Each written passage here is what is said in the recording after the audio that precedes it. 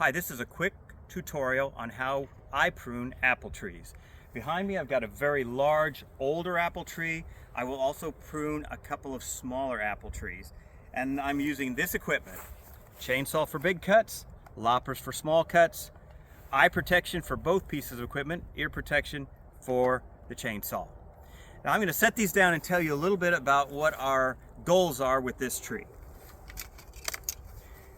The goals in an apple tree are to clear out some of the excess wood. You see how many different branches are growing every which way here? This tree was, believe it or not, pruned last year, so a lot of these branches have grown up in 1 year's time, and they're so crowded that we can't really get air movement through that tree. Air movement is important for the health of the tree, because when you have stagnant air, especially when it's warm and humid in the summertime, it's just like a greenhouse and a mold factory, you know, so diseases and things can get going in there.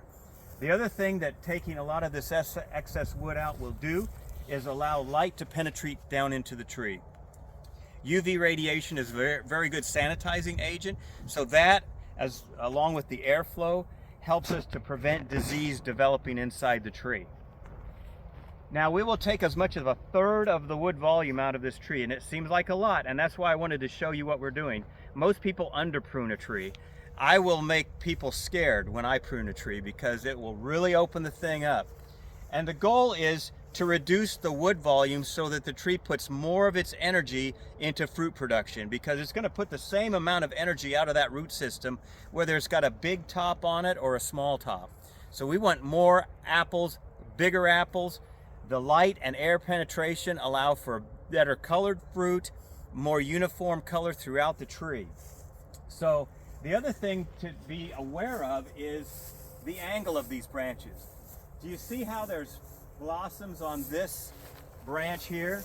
This branch is going out at about a 45-degree angle. So if the branches go straight up, like some of these ones in the center, those are pretty much fruitless branches.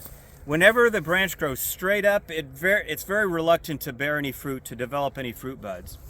On the other side, if we go flat or below horizontal, then the branch begins to get weaker and weaker. This branch won't grow much longer because it's pointing horizontal. So for optimal growth and fruit production, you want about a 45-degree angle. Now an older tree like this has lots of different angles and things going on, so we basically kind of work with what we've got. We've shaped it in a general sense over the years, so now we're just kind of holding it within a certain parameters so that it gives us quality fruit for as long as possible. So I'm going to prune this tree, and then I'll show you what I've done and explain a little bit more to you.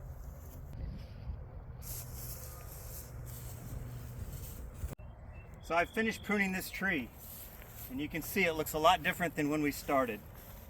Now I know I'll generate a lot of questions from people. They'll say, aren't you supposed to prune in the winter time? Well, the answer is yes, but you usually want to wait until you get past the worst of the winter. So usually not until late January, early February. We're late April now, so would I rather prune this sooner? Yes, but we have thousands and thousands of trees here at Curtis Orchard, so it takes many months to get them all pruned.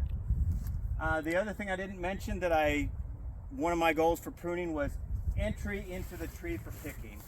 My crews need to be able to get into the tree so they can reach every apple conveniently, and that's the other thing that I've accomplished here. I've cut off a lot of these little wild suckery things that are growing along the main branches. Is it perfectly pruned?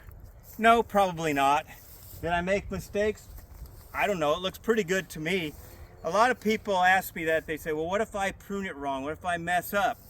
Well, guess what? You get another chance next year, because this thing's going to grow like crazy, and since we pruned it so hard, it's going to grow really wild after this.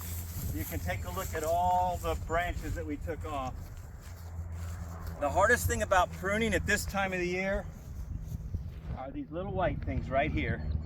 Once the blooms show up on the tree, it's really hard to cut them off.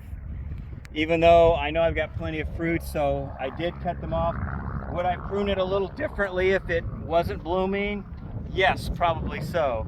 Because when I see those little blooms, I make a cut in a little bit different spot because I really hate to see them go. but in the long run, it's going to be better for this tree. So I also pruned the one behind me over here. This one is pruned.